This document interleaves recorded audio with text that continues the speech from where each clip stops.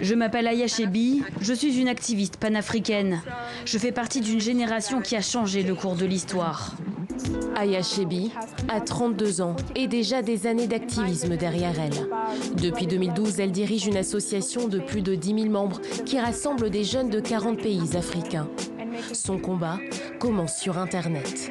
En 2011, elle prend part à la révolution de son pays et lance ce blog Proudly Tunisian, fièrement tunisienne.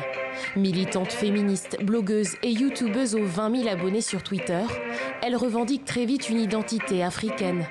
Elle se lance alors un défi, défendre la jeunesse de tout un continent. L'Afrique doit revaloriser sa jeunesse, car il n'y a pas de démocratie sans jeunesse. Il n'y a pas de révolution sans jeunesse. Et il n'y a pas de cheminement vers la liberté sans jeunesse. Elle prend la parole à travers le monde en faveur de l'égalité homme-femme ou encore pour lutter contre le racisme persistant au Maghreb.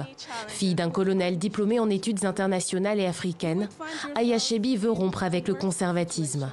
Ses modèles, la fondatrice de la cité de Carthage, Elissa, et la figure de l'anticolonialisme Thomas Sankara.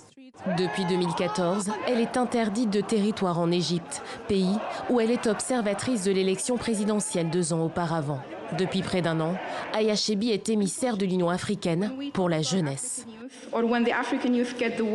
Lorsque la jeunesse africaine retient l'attention des dirigeants, on parle d'auteurs de violence, de personnes dangereuses, de chômeurs ou encore des migrants qui meurent en Méditerranée. La jeunesse n'est pas considérée comme une génération de bâtisseurs de paix, d'acteurs du changement. En français, en arabe ou en swahili, Aya Chebbi veut bousculer un continent où la jeunesse représente près des 2 tiers de la population.